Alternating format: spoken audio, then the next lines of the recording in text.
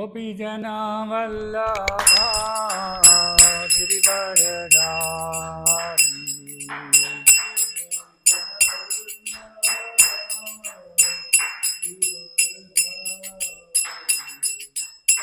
गोपीजना वल्लभा गिरिवरधारी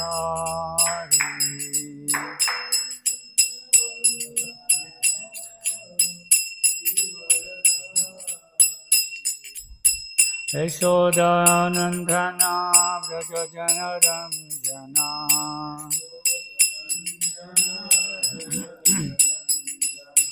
यशोदानन्दना व्रजजनरञ्जना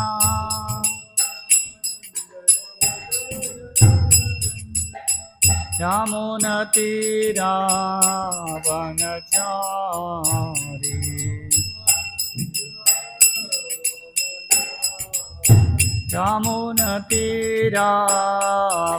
यमुनतीरावनचारी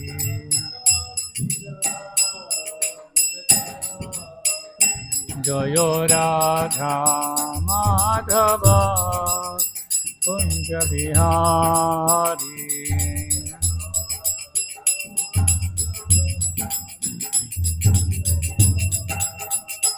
जय राधा माधव कुंज बिहारी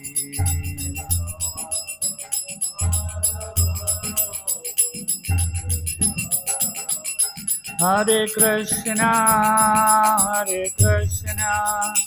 कृष्ण कृष्ण हरे हरे हरे राम राम राम हरे हरे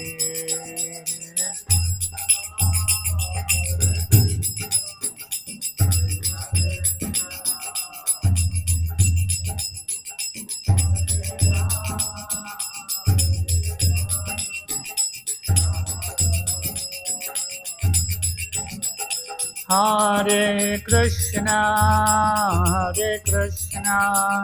कृष्ण कृष्ण हरे हरे हरे राम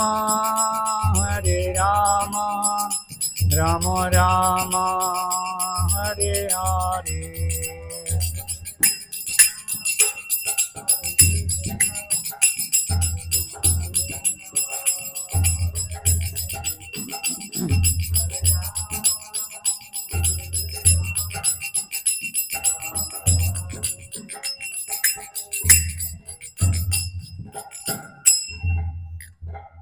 जय विष्णुपाद परमहंस परिव्राजकाचार्य अष्टोत्तर शत श्रीमद् अभय चरणारविंद भक्तिवेदांत स्वामी श्रील प्रभुपाद की ग्रंथराज श्रीमद् भागवतम की जय।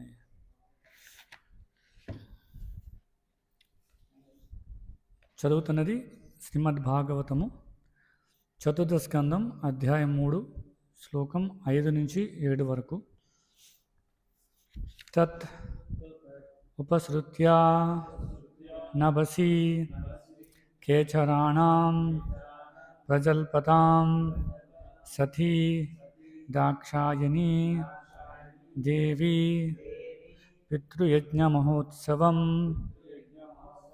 వ్రజంతి సర్వతః దిగ్భయా ఉపదేవర స్త్రియా విమానయానాః సప్రేష్టాః నిష్కకంఠీః సువాససః దృష్ట్వా స్వనిలయ అభ్యాసే లోకాక్షీః మృష్టకుండలాః పతిం భూతపతిం దేవం ఔత్సుక్యాత్ అభ్యభాసత.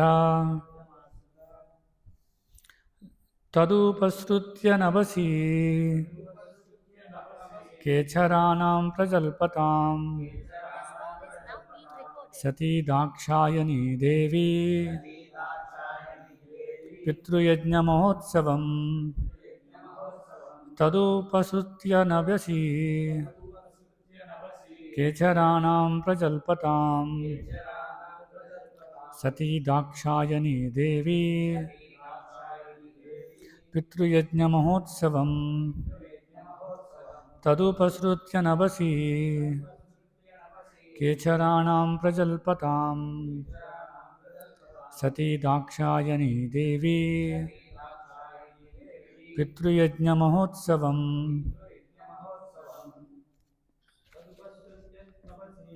తదుపసృత్య నభసి కేచరాణాం ప్రజల్పతాం సతీ దాక్షాయణీ దేవి పితృయజ్ఞమహోత్సవం తదుపసృత్య నభసి కేచరాణాం ప్రజల్పతాం సతీ దాక్షాయణీ దేవి పితృయజ్ఞమహోత్సవం. ఆన్లైన్లో ఏమైనా చదువుతారా? హరే కృష్ణ.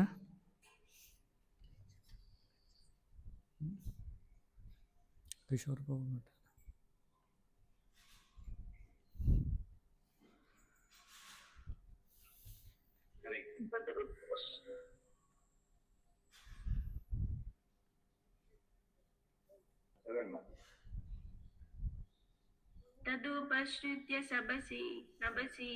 తదుపసృత్య నభసి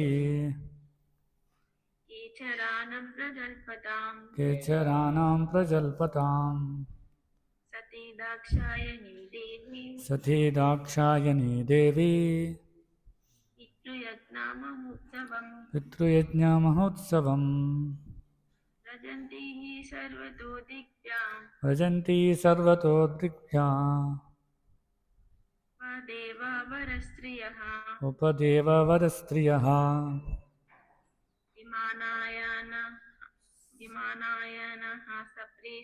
విమానయానా సప్రేష్టా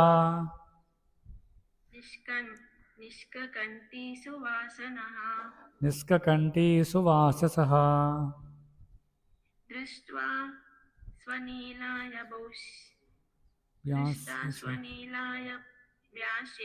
దృష్ట్వా స్వనిలాయవ్యాసే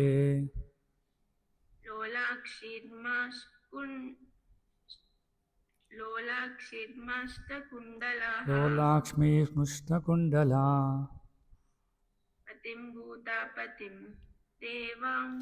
పతిం భూతాపతిం దేవం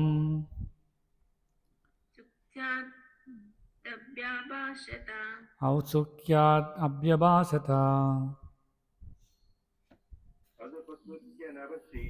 తదుపసృత్య నభసి కేచరాణాం ప్రజల్పతాం సతీ దాక్షాయణీ దేవి పితృయజ్ఞమహోత్సవం భజంతి సర్వతో దిగ్భ్యా ఉపదేవవరస్త్రియః విమానయానా సప్రేష్టా నిష్కకంఠీ సువాససః దృష్ట్వా స్వనిలయాభ్యాసే లోలాక్ష్మీమృష్టకుండలా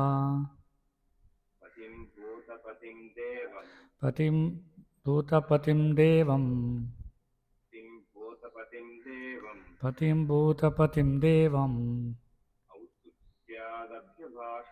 ఔత్సుక్యాదభ్యభాసత. ప్రతిపదార్థములు. హరే కృష్ణ. తత్ అప్పుడు ఉపసృత్య వినిన నభసి ఆకాశమున కేచరాణం ఆకాశమున చరించువారులు ప్రజల్పతాం సంభాషణము సతీదేవి దాక్షాయణి దక్షిణి తనయ దేవి శివుని భార్య పితృయజ్ఞ మహోత్సవం తన తండ్రిచే నిర్వహింపబడు యజ్ఞ మహోత్సవము వ్రజంతి పోవుటను సర్వతః అన్ని దిగ్భయ దిక్కుల నుండి ఉపదేవవర స్త్రియ దేవతల సుందరాంగణులు విమానయాన తమ పతకములు కూడిన కంఠాభరములను దాల్చి సువాసస చక్కని వస్త్రములు కట్టి దృష్ట్వా గాంచి స్వనిలయ అభ్యాసే తన గృహము చెంతగా లోలాక్షి సుందరములగు దేదీప్యమాన కన్నులు కలిగి మృష్టకుండలాహ చక్కని కర్ణకుండలములు పతిం తన భర్తయగు భూతపతిం భూతనాథుడు దేవం దేవత ఔత్సుక్యాత్ ఉత్కంఠతో అభ్యభాసత ఆమె పలికను. భావము మరియు భాష్యం ఇచ్చినటువంటి వారు అభయచరణ అరవింద భక్తి వేదాంత స్వామి శ్రీల ప్రభుపాద్. ఆకాశమున చరించడి ఈ కేచరుడు తన తండ్రి నిర్వహించుతున్న మహాయజ్ఞమును గూర్చి చర్చించుకున్నటకు సాధ్వయగు సతీదేవి అనగా దక్షిణి తనయ వినను. స్వర్గలోకవాసులు పత్నులు తమ నయనమును తేజోమయముగా వెలుగొండుచుండ చక్కని వస్త్రములు కట్టి కన్నకుండలములతోనూ పతకములు కలిగిన కంఠాభరములతోనూ అలంకరించుకుని అన్ని దిక్కుల నుండి తమ గృహ సమీపముగా యజ్ఞమును కేవుటను గాంచిన ఆమె భూతనాథులకు తన పతిని సమీపించి ఉత్కంఠతో ఇట్లు పలికెను. భాష్యము. శివుని నివాస స్థానము ఈ లోకమున గాక అంతరిక్షమున వేరొక చోట ఉన్నట్లుగా గోచరించుతున్నది. లేనిచో వివిధ దిక్కుల నుండి విమానములు ఈ లోకములకు ప్రయాణించుటను మరియు వాని అందలి ప్రయాణికుల దక్షిణచే నిర్వహింపబడు మహాయజ్ఞమును గూర్చి ముచ్చటించుకున్నటకు సతీదేవి ఎట్లు వినగలిగినది. సతీదేవి దక్షిణ కుమార్తె అయిన కారణమున ఇచ్చట దక్షాయని అని వర్ణించబడినది. ఉపదేవవర అనడి పదము గంధర్వులు కిన్నెరులు ఉరుగలకు అన్వయించును. వారు దేవతల కోవకు చెందక దేవతలు మానవుల నడుమ స్థితిని చెందినట్టివారు. వారికి విమానములందు వచ్చుచుండరి. వారందరూ సతీదేవి గృహ సమీపన విడుచుండరని స్వనిలయాభ్యాసే అను పదము సూచించుచున్నది. స్వర్గలోకవాసుల పత్నుల వస్త్రధారణము దేహ లక్షణములు ఇచ్చట చక్కగా వర్ణించబడినవి. వారి కన్నులు చంచలమై ఉన్నవి. వారి కర్ణకుండలములు ఇతర ఆభరణములు విరియుచు తేజోమయముగా ఉండను. వారి వస్త్రములు అతి చక్కగా ఉండను. వారందరూ తమ కంఠాభరములందు ప్రత్యేక పతకములు కలిగి ఉండేది. ప్రతి స్త్రీయు తన భర్తను కూడి ఉండను. వారంతా సుందరముగా గోచరించరనగా సతీదేవి అనగా దాక్షాయిని కూడా అదే విధముగా వస్త్రధారణ కావించి భర్తతో పాటుగా యజ్ఞమునకు పోవా ప్రేరేపితమయ్యను. స్త్రీకి అది సహజ ప్రవృత్తియే. ఓమజ్ఞానతిమిరాంధస్య జ్ఞానాంజనశలాకయ చక్షుర్మిళితం येन తస్మై శ్రీ గురవే నమః. వందేహం శ్రీగురో శ్రీయుతాపదకమలం శ్రీగురూన్ వైష్ణవాంచ శ్రీరూపం సాగ్రజాతం సాగన రఘునాథాన్వితం తం సజీవం సాద్వైతం సావధూతం పరిజనసహితం కృష్ణ చైతన్యదేవం శ్రీరాధాకృష్ణపాదాన్ సహగన లలితా శ్రీ విశాఖాన్వితాంచ నమో ఓం విష్ణుపాదాయ కృష్ణప్రేష్టాయ భూతలే శ్రీమతే భక్తి వికాస స్వామి నితి నామనే నమో ఓం విష్ణుపాదాయ కృష్ణప్రేష్టాయ భూతలే శ్రీమతే భక్తి వేదాంత స్వామి నితి నామనే నమస్తే సారస్వతే దేవే గౌరవాణి ప్రచారిణే నిర్విశేష శూన్యవాది పాశ్చాత్య దేశతారిణే. జయ శ్రీకృష్ణ చైతన్య ప్రభు నిత్యానంద శ్రీ అద్వైత గదాధర శ్రీవాసాది గౌరభక్తబృంద. హరే కృష్ణ కృష్ణ కృష్ణ హరే హరే హరే రామ రామ రామ హరే హరే.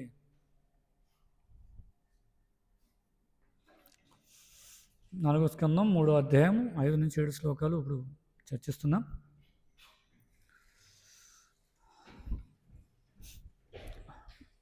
కొన్నిసార్లు మనం భాగవతంలో ఉన్నటువంటి వృత్తాంతాలు చూసినట్లయితే లేదా చదువుతున్నప్పుడు ఒకసారి ఆశ్చర్యానికి లోనవుతున్నట్టు కనిపిస్తుంది కదా.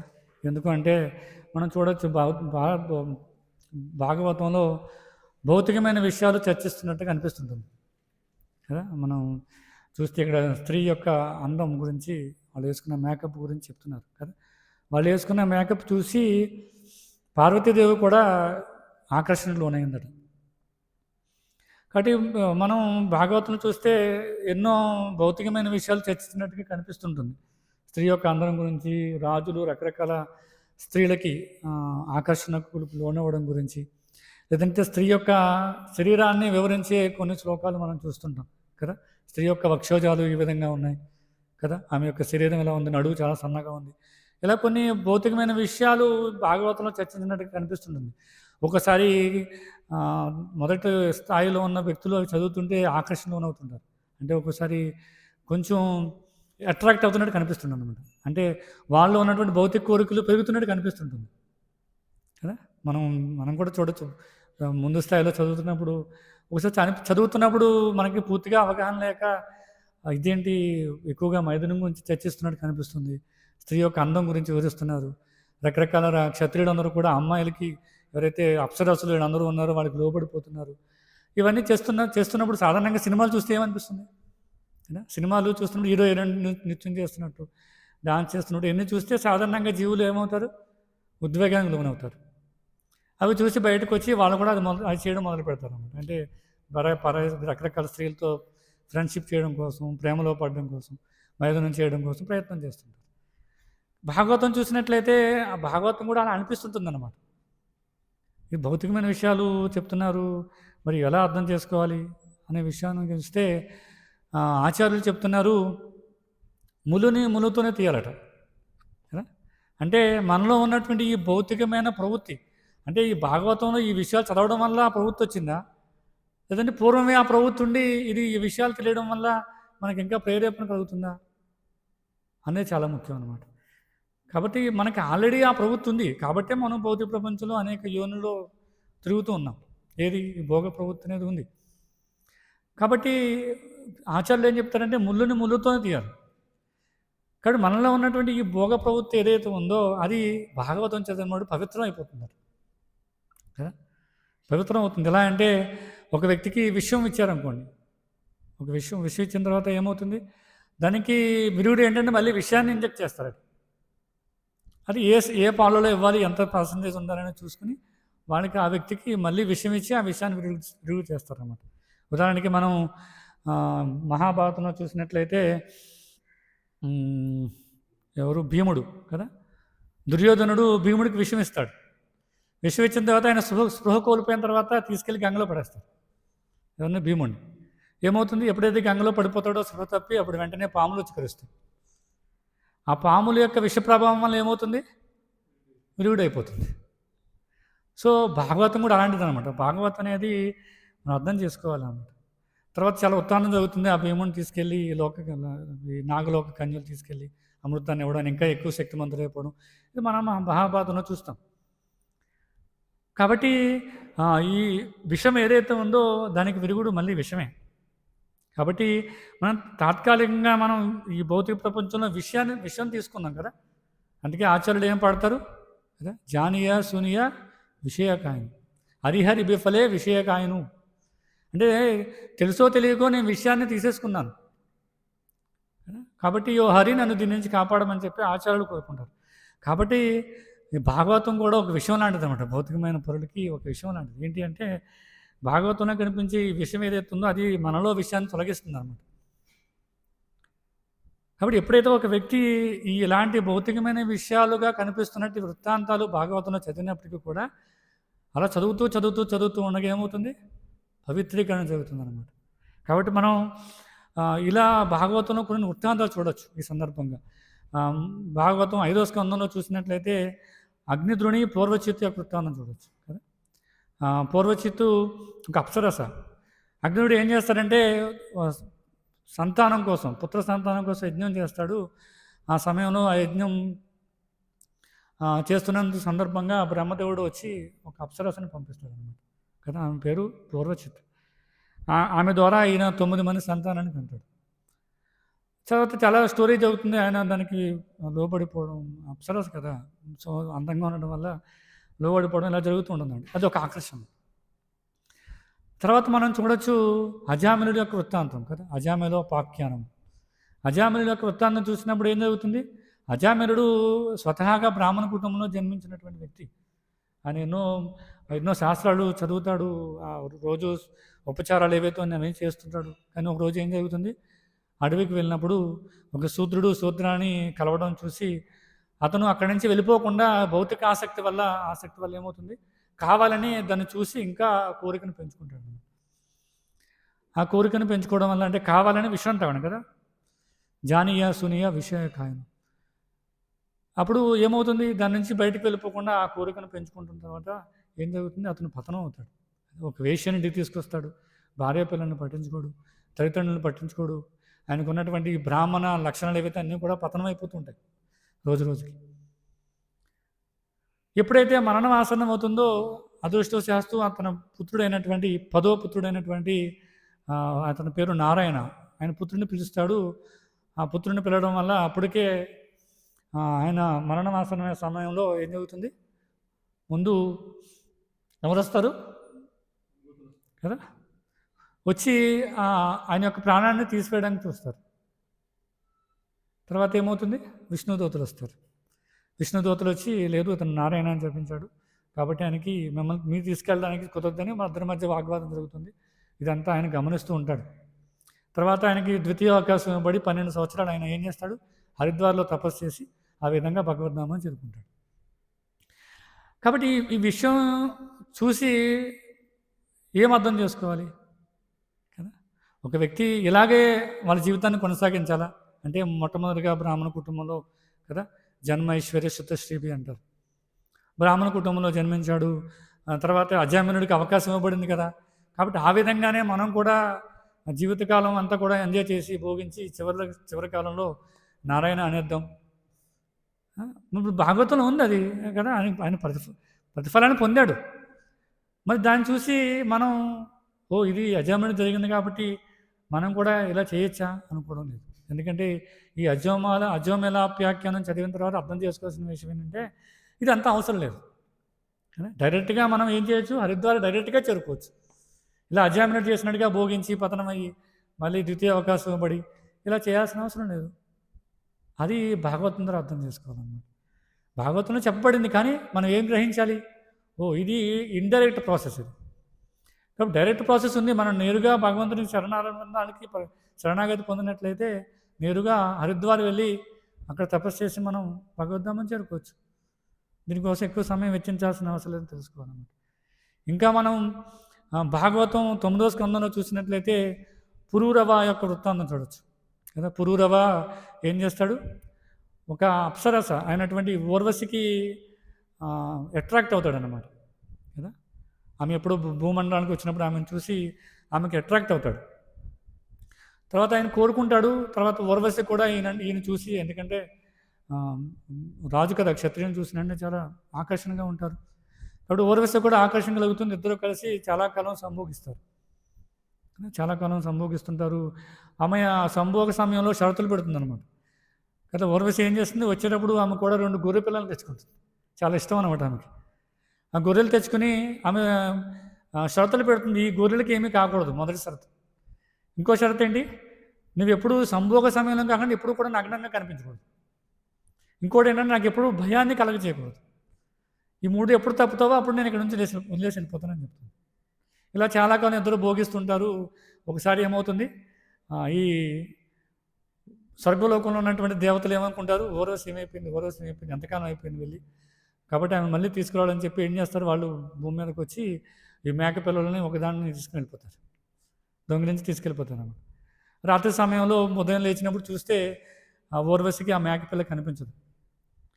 అప్పుడు ఏమవుతుంది, ఊర్వశి ఏమనుకుంటుంది, ఈ పురూరవుడు ఎవరైతే ఉన్నారో ఇతను చాలా శక్తిమంతుడు అనుకున్నాను, కానీ ఈయన శక్తిహీనుడు, ఈయన ఏదో చాలా అందంగా ఉన్నాడు, శక్తిమంతుడు, క్షత్రియుడు అనుకుని నేను ఆకర్షణ నేను, కానీ ఈయన అన్ఫిట్ అనమాట, ఈయనకి ఏమీ తెలియదు అని చెప్పి ఏం చేస్తుంది, వదిలేసి వెళ్ళిపోతుంది. ఎందుకంటే మేకపిల్ల కనిపించట్లేదు, షరతు పెట్టింది కదా. మరి షరతు పెట్టినప్పుడు షరతుకి క్షత్రియుడు అంటే మరి షరతుకు ఒప్పుకున్న వ్యక్తి దాని మీద నిలబడాలి, అవసరమైతే రాత్రి నిద్రపోకుండా కాపాడాలి వాటిని. కానీ రూల్ తప్పాడు కాబట్టి ఏం చేస్తుంది, ఊర్వశి వదిలేసి వెళ్ళిపోయింది. అప్పుడు తర్వాత పురూరవుడి యొక్క పరిస్థితి ఏంటో చూడండి, ఏమవుతాడు, కృంగిపోతాడు అనమాట. ఎందుకంటే ఊర్వశి యొక్క సాంగత్యం లేదు, కృంగిపోతుంటాడు, చాలా నిరాశపడుతుంటాడు అనమాట. అన్ని చోట తిరుగుతుంటాడు, ఊర్వశి ఎక్కడ కనిపిస్తుందని అన్ని చోట తిరుగుతుంటాడు. చివరికి యజ్ఞం కూడా చేస్తాడు విష్ణువు కోసం. విష్ణువు ప్రత్యక్షమైన తర్వాత ఏం కావాలని అడిగితే నాకు ఊర్వశి కావాలని అడుగుతాడు. నువ్వు ఊర్వశికి ఆకర్షితురాలేవా, సరే ఊర్వశి పలానా చోట ఉంటుంది, నువ్వు వెళ్ళి భోగించవచ్చు అని చెప్తాను అన్నమాట. తర్వాత ఇతను వెళ్ళి ఊర్వశి ఎక్కడ ఉందని చూస్తే ఏమవుతుంది, ఊర్వశి అప్పటికి ఇంకో 4 పురుషులతో కలిసి ఉండడం చూస్తాడు అనమాట. ఎందుకంటే ఊర్వశి అంటే ఆమె కదా. సోషల్ స్త్రీ అనమాట. అంటే ఒక విధంగా చెప్పాలంటే వేశ్య అనమాట. కాబట్టి అవి చూస్తుంటాడు. అదేంటి నా ఊర్వశి వేరే వాళ్ళతో ఉందేంటి అని చెప్పి వెళ్ళి అతని దుఃఖాన్ని మొత్తాన్ని కూడా వెళ్ళిపుచ్చుకుంటాడు అనమాట. వెళ్ళిపుచ్చుకున్నప్పుడు ఆమె ఏం చెప్తుంది, నువ్వు మోహానికి లోనవుతున్నావు. ఎందుకు అంటే స్త్రీలందరూ కూడా ఎవరు నక్కల లాంటి వాళ్ళని చెప్తారు. శ్లోకంలో చెప్తున్నాను, స్త్రీలందరూ కూడా నక్క లాంటి వాళ్ళు, నువ్వు నక్క చేతికి చిక్కద్దు, నేను కూడా ఒక నక్క లాంటిదేనా కాబట్టి నక్కల చేతికి చెప్పొద్దని చెప్తాను. నేను వినడు, ఇంకా కోరుకుంటాడు ఆమె ద్వారా సంతానాన్ని కనాలని కోరిక. కాబట్టి వరస్ ఏం చెప్తుంది, సరే నేను ఒప్పుకుంటున్నాను కానీ పూర్వంలాగా కుదరదు. ఏం చెప్తుంది, సంవత్సరానికి ఒకరోజు మాత్రమే నీతో ఉంటాను. ఎందుకంటే దానికి అర్థమవుతుంది అనమాట, ఇంకో ఇది భౌతిక ప్రపంచం దుఃఖాలయం అశాశ్వతం అని చెప్తుంది. ఏది శాశ్వతం కాదు. ఈయన కోరుకున్నాడు వరవసి ఎప్పుడూ నాతోనే ఉండాలి. సాధ్యమవుతుందా? ఎందుకంటే భౌతిక ప్రపంచంలో ఉన్నాడు ఆయన, సాధ్యం కాదు. తర్వాత చివరికి అర్థమవుతుంది అన్నాడు, ఎంత ప్రయత్నం చేశామో కానీ దీనివల్ల మనకేమీ ఆనందం లేదు. కాబట్టి ఈ వృత్తాంతం కూడా మనం అర్థం చేసుకోవచ్చు. ఏంటి, ఏం చేశాడు, పురుగురవుడు ప్రయత్నం చేశాడు, భోగించాలని చూశాడు, చివరికి ఏం మిగిలింది, దుఃఖం మిగిలిందనమాట. కాబట్టి మనం అర్థం చేసుకోవాల్సిన విషయం అంటే ఏది శాశ్వతం కాదు. భౌతిక ప్రపంచంలో ఏది శాశ్వతం కాదు. ఇదే పురుగురవుడు ఏం చేస్తాడు, ఇది 9వ స్కందంలో జరుగుతుంది. ఇదే పురుగురవుడు 11వ స్కందంలో చూసినట్లయితే ఆయన హైలగీత అని చెప్తాడు అనమాట. హైలగీత పురుగురవుడు చెప్పినటువంటి దాంట్లో ఆయన చెప్తాడు, ఇది అన్నీ కూడా తాత్కాలికమైనటువంటి, దీంట్లో ఏ విధమైన ఆనందం లేదని చెప్పి దాంట్లో ఎన్నో శ్లోకాలు వివరిస్తుంటాడు అన్నమాట, భగవంతుని కీర్తిస్తూ. కాబట్టి శాశ్వతమైనది ఏంటంటే నితాయ చరణ సత్య తాహార సేవక నిత్య అసత్యర సత్య కోరిమని మనం పాడతాం కీర్తనలో కదా. శాశ్వతమైనది ఏంటంటే నితాయి చరణ సత్య, భగవంతుడి యొక్క చరణార విందములే సత్యమైనటువంటివి. తాహార సేవక నిత్య, ఇంకేమిటి నిత్యమైనది అంటే భగవంతుడికి ఎవరైతే శరణాగతి పొంది ఉంటారో అది నిత్యమైనది అని చెప్తారు. ఆ సేవ ఏదైతే ఉందో అది నిత్యంగా ఉంటుందని చెప్తారు. అంటే నితాయ చరణ సత్య తాహార సేవక నిత్య, అంటే భగవంతుడి యొక్క శరణాగతి ఏదో ఉందో అది సత్యమైనటువంటిది, ఎవరైతే శరణాగతి పొంది ఉంటారో అది నిత్యమైనది అనేది చెప్తారు. తర్వాత అసత్యర సత్యకోర్యం అని, మిగతా అన్ని కూడా అసత్యము అని చెప్తున్నారు. కాబట్టి మనం ఈ పురుగురవుడి యొక్క వృత్తాంతం ద్వారా ఆ విషయాన్ని అర్థం చేసుకోవచ్చు అన్నమాట. కానీ మనం సాధారణంగా చూస్తే ఏమనిపిస్తుంది కదా, ఊర్వశి అంటే చాలా అందమైన స్త్రీ, పురుగురవుడు బాగా భోగించాడు కదా, అది చదువుతున్నాడు, ఏమనిపిస్తుంది, చివరిదాకా చదవలేదు అనుకోండి, హైలగీత ఊరికి వెళ్ళలేదు ఒక వ్యక్తి, చూస్తే ఏమనిపిస్తుందో చాలా బాగుంది, ఇదేదో భాగవతంలో ఉంది కాబట్టి మనం కూడా చేయొచ్చేమో కానీ ఉద్వేగానికి లోనవుతుంటారు. కానీ దాని యొక్క ప్రతిఫలం చూసినట్లయితే అప్పుడు అర్థమవుతుందో ఇది తాత్కాలికమైంది. ఎంతోమంది క్షత్రువులు ఎంతో ప్రయత్నం చేశారు, ఊర్వశితో భోగించడానికి ప్రయత్నం చేసినా కూడా ఆయనకి శాశ్వతమైన ఆనందం పొందలేదు. అది అర్థం చేసుకోవచ్చు అన్నమాట. ఇంకా మనం ఇంకొక ఉదాహరణ ఏంటంటే యయాతి రాజు కదా, యయాతి రాజు ఒక వృత్తాంతం చూడొచ్చు. యయాతి అదే 9వ స్కందం చివరిలో వస్తుంది అనుకుంటా. యయాతి రాజు ఏం చేస్తాడు, యయాతికి 2 భార్యలు ఉంటారు. ఎవరు, దేవయాని, తర్వాత శర్మిష్ఠ కదా. ఈ దేవయాని యొక్క ఒక సఖి శర్మిష్ఠ అనమాట. దేవయాని అనే ఆవిడి బ్రాహ్మణ స్త్రీ, శర్మిష్ఠ ఏమో క్షత్రియ వంశానికి చెందినటువంటిది. ఒకసారి ఏం చేస్తారు, 1000 మంది చిలికత్తలతో వీళ్ళందరూ కూడా జలక్రీడలు ఆడుతుంటారు అన్నమాట. ఎవరు, దేవయాని, శర్మిష్ఠ కూడా ఉంటారు. ఇద్దరు ఈ జలక్రీడలు ఆడుతూ ఉంటారు, ఆనందంగా గడుపుతూ ఉంటారు అన్నమాట. ఒకరోజు ఏం జరుగుతుందంటే, ఒకసారి ఏం జరుగుతున్న సమయంలో అంటే పార్వతీ సమేతుడే శివుడు ఆ ప్రదేశం ఉండే వెళ్ళడం చూస్తారన్నమాట. చూసి అందరూ మరి కట్టుబాటు కదా, సాధారణ కట్టుబాటు ఏంటంటే ఎవరైతే ఉన్నతమైన వస్తున్నారో వెంటనే మనం కదా దుస్తులు వెంటనే కప్పుకోవాలి, అది మర్యాద అనమాట. అది కాకపోతే ఏమవుతుంది, మనం దేవాదేవుడు శ్రీకృష్ణ భగవానుడు గ్రంథంలో చూడవచ్చు కదా, ఏమవుతుంది, నలకోబరామని గ్రీవులు ఏం చేస్తారు, వాళ్ళు ఈ అధిక ధనం ఉందనే మోహంతో ఏం చేస్తారు, రకరకాల స్త్రీలతో జలక్రీడలు ఆడుతూ నాదుడు వైపు వెళ్తున్నప్పుడు పట్టించుకోరు అన్నమాట. ఏమవుతుంది, వ్యవస్థలుగా ఉండడం, అక్కడ ఉన్న స్త్రీలు కప్పుకుంటారు కానీ అతను మాత్రం కప్పుకోడు అహంకారంతో. కాబట్టి నాదుడు ఏం చేస్తాడు, శపిస్తాడు, మీ ఇద్దరు కూడా 2 వృక్షాలుగా మారని అని చెప్పి.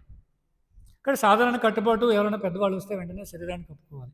కాబట్టి ఇక్కడ 1000 మంది అందరూ కప్పుకున్నారు. ఈ హడావుల్లో ఏం జరిగింది, పొరపాటున శర్మిష్ఠ అనే ఆమె దేవయాని యొక్క దుస్తులు ధరిస్తుంది అన్నమాట హడావుడిలో కదా. శర్మిష్ఠ అనే ఆవిడ ఎవరు, క్షత్రియుడు. దేవయాని ఎవరు? బ్రాహ్మణ. ఆ సమయంలో మామూలుగా బ్రాహ్మణుడికి కోపాన్ని ప్రదర్శించగలుగుతారు వెంటనే. సరే, ఈ బ్రాహ్మణులు ఏం చేస్తారు? కోపంలో శపించగలుగుతారు. కానీ క్షత్రియులు ఏం చేస్తారు? దాన్ని ప్రదర్శించగలరు అన్నమాట కదా. ఎందుకంటే బ్రాహ్మణులు యుద్ధం చేయలేరు, కానీ శపించే శక్తి ఉంటుంది. కానీ క్షత్రియులు ఏం చేయగలరు? యుద్ధం చేయగలరు నేరుగా. ఇక్కడ ఆ సమయంలో ఏం జరుగుతుందంటే, ఈ శర్మిష్ఠ దేవయాని దుస్తులు ధరించడం చూసి దూషిస్తుందన్నమాట కదా. దేవయాని శర్మిష్ఠను దూషిస్తుంది, అలాగే శర్మిష్ఠ దేవయాని కూడా దూషించి ఏం చేస్తుంది? కోపంతో అక్కడ పొడిగా ఉన్నటువంటి నీళ్ళు లేనటువంటి బావిలో తోచేస్తుంది అనమాట. ఎవరు? శర్మిష్ఠ దేవయాని దూషించినప్పుడు ఏమవుతుంది? ఆ దేవయాని అరుస్తూ ఉంటుంది. ఆ సమయంలో యయాతి మహారాజు అటువైపు వెళ్తూ ఉంటాడు అన్నమాట. వెళ్తూ మార్గ మధ్యంలో చూస్తే ఏదో సౌండ్లు వినపడుతున్నాయని చూస్తే బావిలో ఎవరో దేవయాని కనిపిస్తుంది. ఆయన్ని కాపాడడం కోసం ఏం చేస్తాడు? మరి ఆమె పైన దుస్తులు లేవు కదా, ఏం చేయాలి? వెంటనే ఆయన పైన ఉన్నటువంటి వస్త్రం ఏదైతే ఉందో అది తీసి ఆమెకి ఇస్తాడు. ఇచ్చి చేపట్టుని పైకి లాగుతాడు అన్నమాట కదా. ఏమవుతుంది? భౌతిక ప్రపంచం అంటే ఎప్పుడైతే చేపట్టుని లాగుతాడో ఆమె ఆకర్షణ లోనవుతుంది అనమాట. ఇద్దరు కూడా పరస్పర ఆకర్షణ లోనవుతారు. ఇద్దరు పరస్పర ఆకర్షణ లోనయ్యి ఏం చేస్తారు? ఇద్దరు కూడా వివాహం చేసుకుంటారు. ఒకరంటే ఒకరికి నచ్చి వివాహం చేసుకుంటారు అన్నమాట. అలా వివాహం చేసుకుని చాలా ఆల్మోస్ట్ 1000 సంవత్సరాలు ఇద్దరు కూడా భోగిస్తూ ఉంటారు అన్నమాట. ఎవరు? యయాతి, దేవయాని. అలా 1000 సంవత్సరాలు భోగించిన తర్వాత సంతృప్తి అనేది ఉండదు కదా. మరి దుఃఖాలయం అశాసనం అని చెప్తున్నాం, సంతృప్తి అనేది ఉండదు. కానీ ఆయన చెప్తాడు ఏంటి? ఒక శ్లోకంలో వివరిస్తాడనమాట. చివరిలో వివరిస్తాడు. ఆ శ్లోకంలో ఒక పదం వస్తుంది ఏంటంటే, సార్వభౌమ కదేంద్రియ అని చెప్తాడు అన్నమాట. సార్వభౌమ అంటే నేను ఈ ఈ భౌతిక ప్రపంచం, ఈ భూమండలం అందరికీ కూడా నేను సార్వభౌముడిని. అంటే నేను క్షత్రియుడిని, నేను రాజుని, దీన్ని పరిపాలించేవాడిని. కానీ నా యొక్క ఇంద్రియాలు ఎలా ఉన్నాయట అని చెప్తున్నాడు. నా యొక్క ఇంద్రియాలు కదేంద్రియ అని చెప్తున్నాడు. నేను ఈ భూమండలం మొత్తాన్ని పరిపాలిస్తున్న అంత పెద్ద క్షత్రియుడిని, కానీ నా ఇంద్రియాలు ఎలా ఉన్నాయి? కదేంద్రియ అంటారు. అంటే శాస్త్రంలో మనం చూడొచ్చు 2 పదాలు ఉంటాయి కదా, సదేంద్రియ, కదేంద్రియ. సదేంద్రియ అంటే దివ్యమైనటువంటి ఇంద్రియాలు, అంటే పవిత్రీకరణ చెందినటువంటి ఇంద్రియాలు. తర్వాత కదేంద్రియ అంటే అపవిత్రమైనటువంటి ఇంద్రియాలు. అక్కడ యయాతిరాజు ఏమని చెప్తున్నారంటే, నేనంత పెద్ద క్షత్రియుని అయినప్పటికీ కూడా నా యొక్క ఇంద్రియాలు ఎలా ఉన్నాయి? కదేంద్రియ అంటారు. అంటే నా యొక్క ఇంద్రియాలు అసంపూర్ణంగా ఉన్నాయి, అపవిత్రీకరణ సిద్ధాంతంలో ఉన్నాయి. కాబట్టి నేను నా యొక్క జీవితాన్ని ఈ విధంగా వృధా చేశానని చెప్తాను. కాబట్టి భాగవతంలో మనం చూడొచ్చు, ఎంతోమంది ఇలా పతనం అయ్యి మళ్ళీ మెరుగుపడి అలా మళ్ళీ భగవద్ధామని చేరుకుని రియలైజ్ అయిన వృత్తాంతాలు చాలా ఉన్నాయన్నమాట కదా. మనం హిరణ్యకశిపుని కూడా చూడొచ్చు కదా. హిరణ్యకశిపుడు కూడా చెప్తున్నాడు, ఆయన ఒక శ్లోకంలో వివరిస్తాడనమాట. నేను చాలా శక్తివంతుడిని, ముల్లోకాలను కూడా జయించగలిగాను, కానీ నాకు ఇంద్రియాలు మాత్రం పతనం అయిపోయాయి, నా ఇంద్రియాలు మాత్రం అపవిత్రంగా ఉండిపోయాయి అని చెప్తారన్నమాట. చూడవచ్చు ఎంతోమంది చివరిలో మనం చూస్తే వాళ్ళందరూ కూడా చివరికి ఏమవుతుంది? భగవంతుడికి దాసోహం అవ్వడం, భగవంతుడి చరణారవిందలకి శరణాగతి పొంది ఉండడం, వాళ్ళు దిగిలేసి ఎన్నో శ్లోకాలు చెప్పడం మనం భాగవతంలో చూడొచ్చు అనమాట. ఇక్కడ భాగవతంలో వివరణలు ఉన్నాయి కదా, రకరకాల స్త్రీలు అందంగా మేకప్ అవ్వడము, వాటి యొక్క వివరణ, ఎంతోమంది అట్రాక్ట్ అయ్యి పతనం అవ్వడం అన్నీ చూస్తున్నాం. అందుకు కాబట్టి భాగవతం అపవిత్రమైందా అంటే కాదు కదా. ఎందుకంటే జీవుడి ఈ విధమైన విషయాన్ని స్వీకరించాడు కాబట్టి దాని నుంచి పతనం చెందాలి అంటే ఆ విషయాలు చెప్పాలి కదా. మనం రామాయణం మొదట్లో బాలకాండలో మనం చూడొచ్చు, ఒక విషయాన్ని వివరిస్తారు కదా, పేర్లు సరిగ్గా గుర్తులేదు. ఒక క్షత్రియుడి యొక్క కుమారుడు, అతని ఏమీ తెలియకుండా పెంచుతారన్నమాట. ఎలాగా? అసలు ఆయనకి ఋష్యశృంగుడు బ్రాహ్మణ కుటుంబం కదా, క్షత్రియుడు కాదు, సారీ, బ్రాహ్మణ కుటుంబంలో పుట్టినటువంటి ఋష్యశృంగుడు ఏం చేస్తాడు? అసలు ఏమీ తెలియకుండా పెంచుతారు. ఆయనకి అసలు ఏ పదార్థం, జడ పదార్థం ఏంటి, లేదా దివ్యమైనది ఏంటి, అసలు దీన్ని ఎలా ఉపయోగించాలి ఏమీ తెలియదు అనమాట. ఒకరోజు ఏం జరుగుతుంది?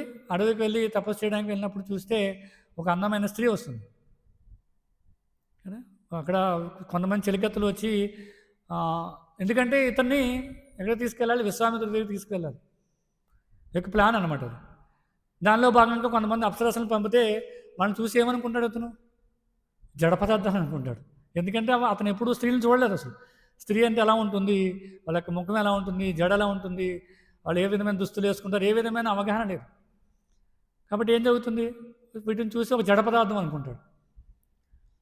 ఇద్దరి మధ్య మాటలు జరుగుతుంటాయి కదా, ఎవరు మీరు అని అడిగితే మేము ఇలా అని చెప్తారు.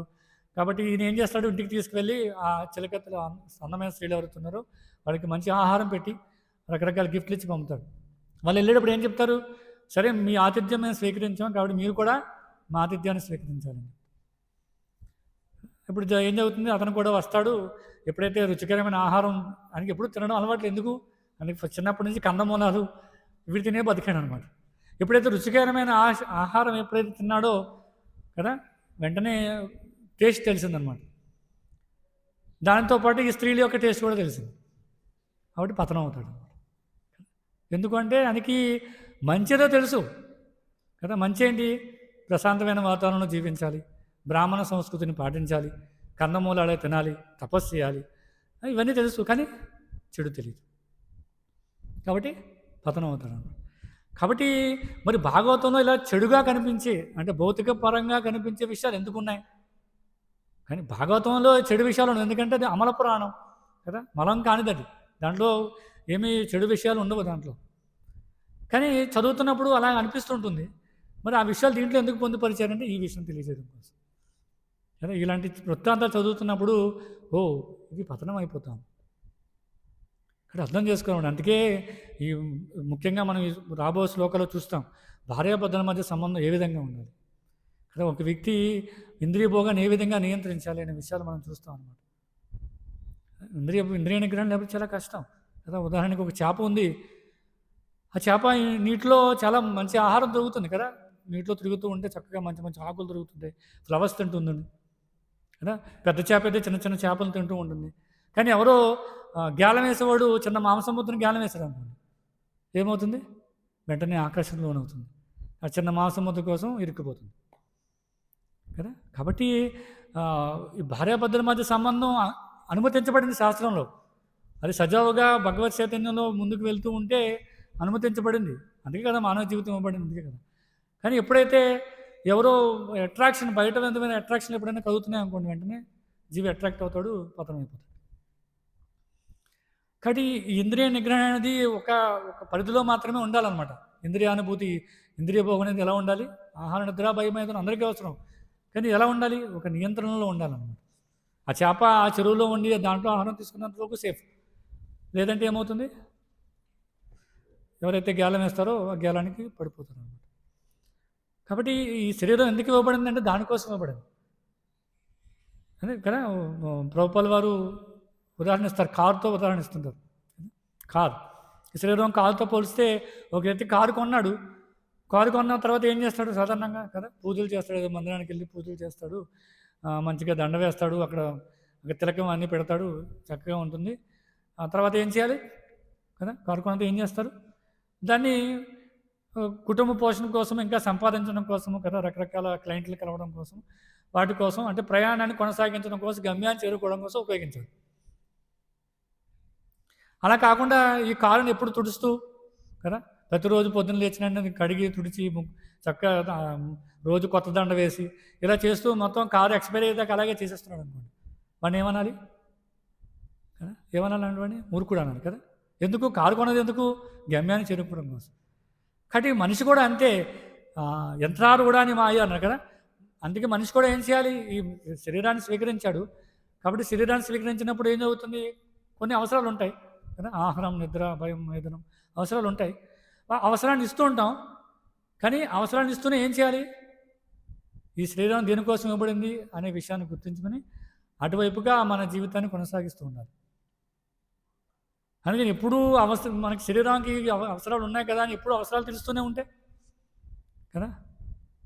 అవసరాలు తెలుస్తున్నట్టు ఏమవుతుంది, అవసరాలు పెరుగుతూ ఉంటాయి ఇంకా కదా. ఉదాహరణకి దోమలు పెరిగినట్టు పెరుగుతూ ఉంటాయి అన్నమాట కదా. మురుగు గుంటలో దోమలు ఉన్నాయనుకోండి, అది రెట్టింపు అవుతూ ఉంటాయి అన్నమాట. బాగా మంచి ప్రదేశం అనుకోండి, దోమలకు కావాల్సిన మంచి ప్రదేశం అనుకో, ఒక 10 కనిపిస్తుంటే మీకు చూస్తుండగానే 10 100 అవుతాయి, 100 1000 అవుతుంటే 1000 లక్ష అవుతుంటాయి. ఇలా పెరుగుతుంటాయి. అలాగే మనిషి యొక్క కోరిక, భౌతికమైన కోరికలు ఏవైతే ఉన్నాయో అవన్నీ కూడా ఈ దోమలలాగా రెట్టింపు అవుతూ ఉంటాయి అన్నమాట. కదా! కాబట్టి ఈ మానవ శరీరం ఇవ్వబడింది. దాన్ని ఎలా ఉపయోగించాలంట? దాన్ని ఏదైతే ఈ మనిషి మొదలుగా కారు కొన్నప్పుడు ఏదైతే అలంకరణ చేస్తాడో అలా శరీరానికి కూడా అలంకరణ అవసరం. కానీ ఎప్పుడు అలంకరణ చేస్తూ ఉంటామంటే సాధ్యం కాదు కదా. ఒక వ్యక్తి ఏ పని చేయకుండా ఉదయాన్నే లేచి చక్కగా మేకప్ అయ్యి మంచి దుస్తులు వేసుకుని కదా, మంచి అంటే అన్ని వస్త్రాలు బంగారం అన్నీ పెట్టుకుని ఇంట్లోనే కూర్చున్నాడు రోజంతా. ఏమంటారు ఎవరన్నా అని చూసి కదా. ఇంట్లో ఒక వ్యక్తి ఏ పని చేయట్లే, రోజు పొద్దు నుంచి సాయంత్రం దాకా ఏ పని చేయట్లే, శరీరాన్ని చక్కగా చూడండి. చాలామంది మనం చూడొచ్చు, బయటకు వెళ్తే వెనకాల జేబులో దువ్వెన ఉంటుంది కదా. ఏం చేసినా బండి ఆగినా ఎక్కినా ఎక్కడన్నా ఆగినా వెంటనే వెనకాల నుంచి అది గంట తీస్తాడు. తీసి పటపట దూకుని కారు లేకపోతే బండి అర్థం చూసుకుని దూకేసి కనీసం రోజు మొత్తంలో 30-40 సార్లు దువ్వడానికి సమయం సరిపోతుంది అన్నమాట కదా. ఒక వ్యక్తి ఎప్పుడు అలా అందం చూసుకోవడానికి సరళ ఎప్పుడు ఏ పని చేయకుండా ఎప్పుడు మనం చాలామంది చూస్తుంటాం, ఎప్పుడు స్కిన్ టోన్ పెంచుకోవడం కోసం ఎప్పుడు యూట్యూబ్లో వీడియోస్ చూస్తుంటారు కదా. ఎలా స్కిన్ టోన్ పెంచుకోవాలి, ఎలా అలంకరణ పొందాలి, ఏ శారీ అయితే బాగుంటుంది, ఏ నగలైతే బాగుంటాయి, ఇవన్నీ చూస్తుంటారు అన్నమాట. చాలామంది అదే పనిలో ఉంటారు చాలామంది, ఎందుకంటే వాళ్ళకి వేరే ఎంగేజ్మెంట్ లేదు కదా. అలా చేస్తూ ఉంటే ఇంట్లో ఒక వ్యక్తి ఎవరైనా ఎప్పుడూ అలంకరణ కోసమే కూర్చొని ఉంటే మరి ఏమనాలి? మూర్ఖుడనే కదా, మూర్ఖుడనే అనాలి.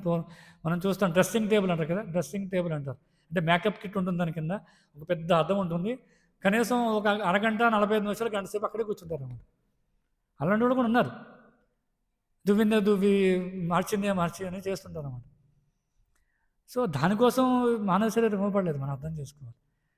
ఇంద్రియ భోగం అనేది ఉంటుంది, అది ఒక నియంత్రణలో ఉంటూ మానవ శరీరం ఎందుకు ఇవ్వబడింది అనే విషయాన్ని గుర్తించి దానిలో భాగంగా ముందుకు వెళ్తూ ఉండాలన్నమాట. చాలా చాలా ముఖ్యమైనటువంటి విషయం. అందుకే ఈ భార్యాభర్తల మధ్య సంబంధం ఎందుకు అలా ఉంటుందంటే అదే ముఖ్యమైన కారణం కదా. ఉదాహరణకి మనం చూడొచ్చు, శివపార్వతులు. పార్వతీదేవి ఎవరు? దుర్గాదేవి కదా. ఈ భౌతిక ప్రపంచానికి శాసించేది ఆవిడే. ఆవిడ శివుడిని అడుగుతుంది, నీకు ఏ విధమైన గృహం కావాలి కదా, నీకు ఏ విధమైన ఆభరణాలు కావాలి, నీకు ఏ విధమైన దుస్తులు కావాలి. శివుడికి ఎవరు ఇవ్వాలి? శివుడికి కాదు, అందరికీ కూడా ఎవరు ఇవ్వాలి? దుర్గాదేవి ఇవ్వాలి. కానీ శివుడు ఏమంటాడు? నాకేమీ వద్దు, నాకు ఏ విధమైన గృహం వద్దు, ఒక చెట్టు కింద నీడ చాలు కదా. భార్యాభర్తలు అంటే ఆ విధంగా చూడాలన్నమాట. మనం ప్రభుపాల్ వారు గురు మహారాజు ఒక ఉదాహరణ ఇస్తున్నారు. ఒక భార్యాభర్తలు ఉండేవారట. వాళ్ళు అంటే ఇద్దరే అనమాట ఫ్యామిలీలో. అంటే తెలుసు కదా ఇప్పుడు సమాజంలో ఎలా ఉంటుంది, నీకు నేను, నాకు నువ్వు, మనకిద్దరు. ఇద్దరు ఎవరంటే ఒక కొడుకు కూతురు, ఇంట్లో ఒక్కొక్క పిల్ల. మళ్ళీ ఇద్దరు పుత్రులు అయితే కష్టం మళ్ళీ, ఎందుకంటే ఇద్దరు ఆఫీస్కి వెళ్ళాలి, ఇలా కష్టం అవుతుంది అని ఒక పిల్లతోనే ఆపేస్తున్నారు అన్నమాట. సో అలాంటి కుటుంబంలో ఉండే భార్యాభర్తలు ఇద్దరు కూడా ఎప్పుడూ కొట్టుకుంటూ ఉన్నారండి. ఎందుకు అంటే ఫ్రస్ట్రేషన్. ఎంతో పిల్లవాడిని పెంచాలి, ఇద్దరు ఆఫీస్కి వెళ్ళాలి, ఇద్దరికి సమయం అవుతుంది కదా. ఇద్దరు ఒకరినొకరు తిట్టుకుంటూ దూషించుకుంటూ, నువ్వు చూడు నన్ను ఎలా చేసావు, పొద్దున్న నువ్వు ఇలా అన్నావు, మొన్న ఎలా చేసావు, నువ్వు అది పట్టించుకోలేదు, నువ్వు పని చేయలేదు, నువ్వు అది కొనలేదు, అది ఈఎంఐ కట్టలేదు, ఇద్దరు కొట్టుకుంటూ ఉన్నారండి. వాళ్ళిద్దరూ అదృష్టశాస్త్రం ఏం చేశారంటే ఒకసారి ఇస్కాన్ మందిరానికి వచ్చారు. వచ్చి భక్తుల సాంగత్యంలో ఉండి సండే కార్యక్రమానికి వచ్చి జపం చేయడము తెలుసుకున్నారు, శ్రవణం చేశారు. ఇద్దరు ఏం చేస్తున్నారంటే అలా మెల్లిమెల్లిగా మందిరానికి రావడం మొదలుపెట్టారు.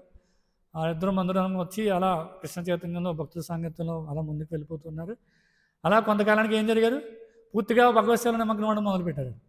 అంటే భర్త జాబ్ చేస్తున్నాడు, కానీ ఎక్కువ సమయం భగవత్ సేవలో నిమగ్నం చేయడం మొదలుపెట్టి ఇద్దరు మనిద్దరం ప్రభుపాల్ వారి పుస్తకాలు చదవాలి, ప్రభుపాల్ వారి పుస్తకాలు డిస్ట్రిబ్యూట్ చేయాలని చెప్పి ఒక కృతనిచ్చాను డిసైడ్ అయిపోయాడు. ఇద్దరు కూడా ఏం చేస్తున్నారు, అప్పటి నుంచి ఉదయం లేస్తున్నారు, ఉదయం సమయం అంతా కూడా ఇంట్లో పనులు చేసుకోవడానికి వాటికి వీటికి వచ్చేస్తున్నారు. భర్తనేమో ఆఫీస్కి పంపడం కోసం భార్య నిమగ్నం అవుతుంది, పిల్లల్ని బయటికి పంపడం కోసం ఇల్లు పనులను చేసుకున్నారు ఇద్దరు కలిసి. సమయం లేదు, ఎందుకంటే ఉదయం భక్తులంటే ఉదయం సమయం ఎక్కడ ఉంటుంది కదా, సాధన చేయాలి, మంగళారతికి వెళ్ళాలి, ఇంట్లో పనులు చేసుకోవాలి, పిల్లల్ని చూసుకోవాలి, భర్తని ఆఫీస్కి పంపాలి, ఇవంతా సమయం లేదు. ఉదయం కార్యక్రమంతో అలా అయిపోతుంది. సాయంత్రం భర్త రాగానే భార్య ఏం చేస్తుంది, మందిరానికి వెళ్ళి బుక్స్ తెచ్చి ఇంట్లో ప్యాక్ చేసి చక్కగా ఒక బాక్స్ నిండా ప్యాక్ చేసి రెడీ చేసి ఉన్నాడు భర్త ఇంటికి వచ్చేటప్పుడు. ఇద్దరు కలిసి సాయంత్రం మళ్ళీ భర్త రాగానే ఫ్రెష్ అప్ అయిపోయి ఏదో స్నాక్స్ ప్రసాదం ఏదో తినేసి ఇద్దరు కలిసి బుక్ డిస్ట్రిబ్యూషన్కి వెళ్ళిపోతున్నారు కదా. అలా బుక్ డిస్ట్రిబ్యూషన్కి వెళ్ళిపోతున్నా సాయంత్రం వచ్చేటికి 8:30 9 అయిపోతుంది. అందరూ కలిసి నిద్రపోతున్నారు. ఉదయం లేచిన తర్వాత మళ్ళీ రొటీన్. ఇంక వాళ్ళ తర్వాత ఎప్పుడు జీవితంలో కొట్టుకోవడం అనేది లేదండి అసలు. ఎందుకు? సమయం లేదు ముందు కదా. వాళ్ళ సమయాన్ని ఎలా వెచ్చిస్తున్నారు? ఇంద్రియ భోగం అనే ప్రసక్తే లేదు.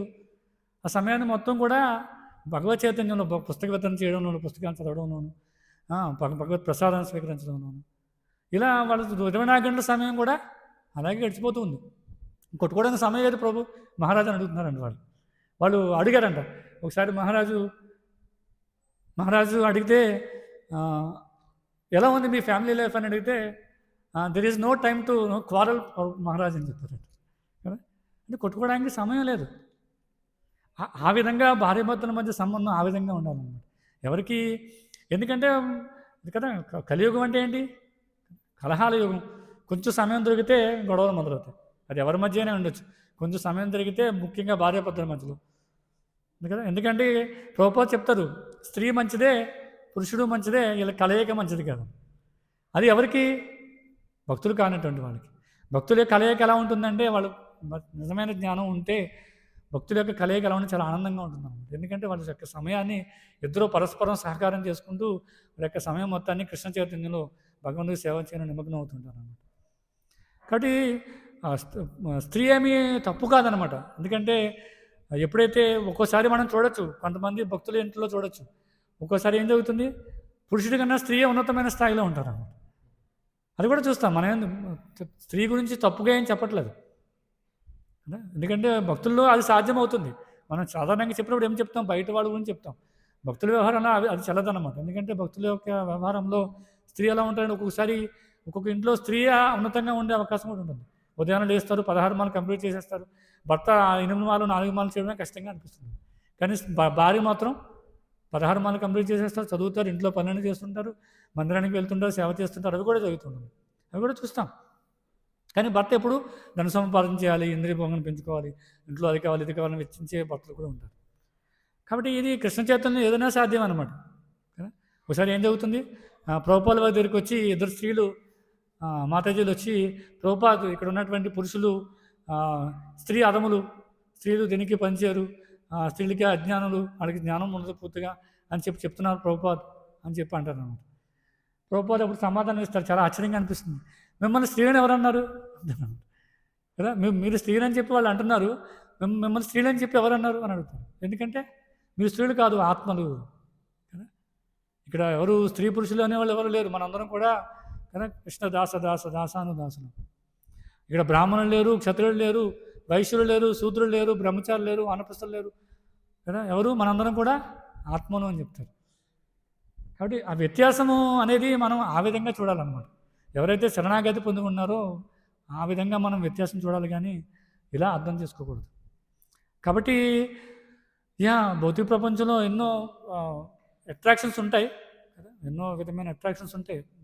వాటిని మనం భాగవతంతో పోల్చుకోకూడదు అనమాట. సినిమాలో, టీవీ సీరియల్స్లోను, సినిమాస్లోను ఇలా జరిగే ఎడ్యుకేట్ పాటలు ఏవైతే ఉన్నాయో వీటన్నిటిని కూడా మనం భాగవతం చదువుతున్నప్పుడు వాటిని దృష్టిలో పెట్టుకుని చదవకూడదు అనమాట. ఎందుకంటే భాగవతం అనేది ఏదో మనం చూస్తే ఏదో భౌతికమైన విషయాలు చర్చించడం కోసం అలా ఇవ్వలేదు. భాగవతం ఏదో ఉన్నతమైన ప్రయోజనం కోసం ఇవ్వబడింది కదా. ఉన్నతమైన ప్రయోజనం ఏంటంటే మనం ఏదైనా వృత్తాంతం చదివితే దాని యొక్క ప్రతిఫలం ఏ విధంగా ఉన్నదాని మీద ఆధారపడి ఉంటుందన్నమాట. అందుకే దాన్ని తత్వతః ఒక గురు శిష్య పరంపర ద్వారా అర్థం చేసుకోవాలన్నమాట కదా. ఇప్పుడు ఉదాహరణకి మనం చదివాం, మనం రకరకాల ఉదాహరణలు చూసాం. ఇది సాధారణ ఒక వ్యక్తి, ఎవరో ఒక భౌతికమైన వ్యక్తి రాసినటువంటి భాగవతం చూస్తే దాని వివరణ ఎలా ఉండదు కదా. ఎందుకు?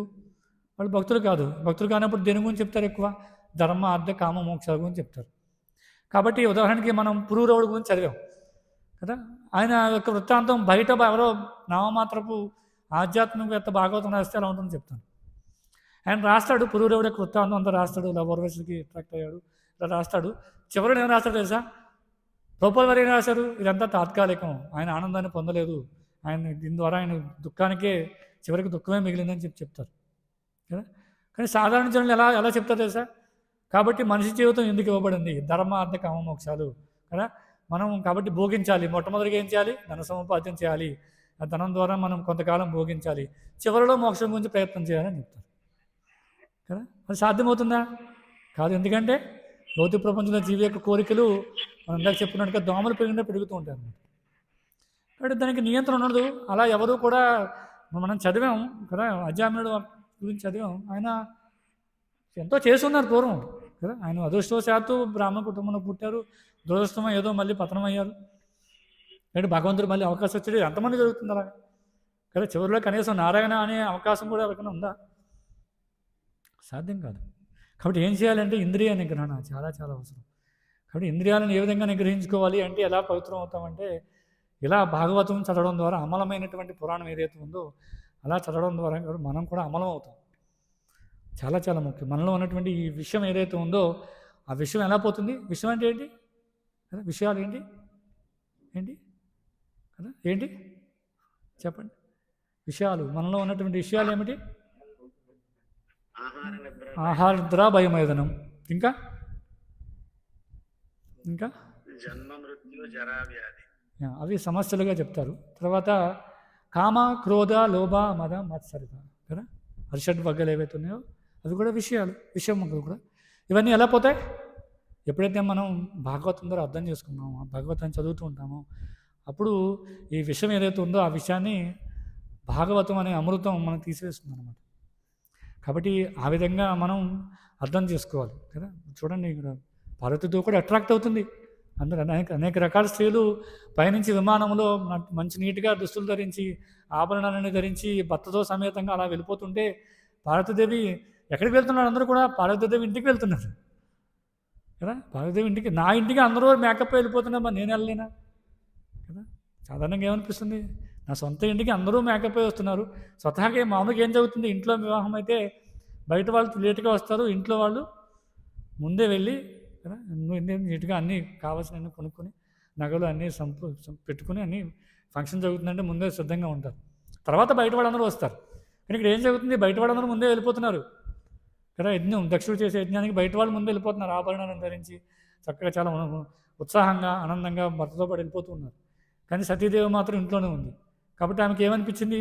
నేను కూడా వెళ్ళాను కదా, నా ఇంటికి నేను వెళ్ళకపోతే ఎట్లా, కాబట్టి భర్తను అడుగుదాం అని శివుడి దగ్గరికి వెళ్ళి అడగడం మొదలు పెడుతుంది అనమాట. అవి ఏంటనేది మనం రాబో శ్లోకంలో చూస్తాం. హరే కృష్ణ. ఏమైనా ప్రశ్నలు, సూచనలు, సలహాలు? మాతాజీ చెప్పండి. మాతాజీ ఏమైనా ప్రశ్న ఉందా మాతాజీ? ఓకే. హరే కృష్ణ. హరే కృష్ణ. శ్యామానంద ప్రభు.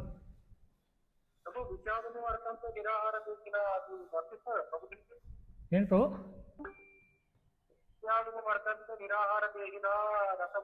వర్తిస్తుందిగా మరి. వాళ్ళు కూడా వైరాగ్యం అంటే కొంతకాలం భోగించిన తర్వాత విరక్తి చెంది నిజమైనటువంటిది ఎప్పుడైతే లభిస్తుందో అప్పుడు ఇటువైపు మళ్ళీ వెనక్కి వెళ్ళారన్నమాట. ఆ నిజమైన దొరకనంత వరకు మళ్ళీ తిరుగుతూనే ఉంటారు, అటు ఇటు తిరుగుతూనే ఉంటారు.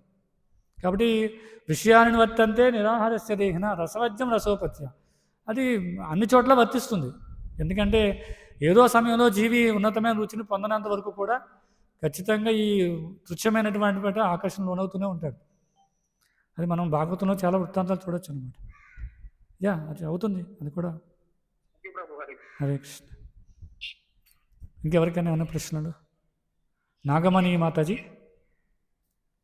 హరే కృష్ణ ప్రభుజీ. హరే కృష్ణ. కట్టా నాగమణి మీరేనా? చెప్పండి మాతాజీ. అయితే అర్థమైపోయిందా? అర్థమైందా? అర్థమైందా? హరే కృష్ణ. హరే కృష్ణ. గ్రంథరాజ్ శ్రీమద్ భాగవతం की जय, जगद्गुरु श्रील प्रभुपाद की जय. वांछा कल्पतरुभ्यश्च कृपा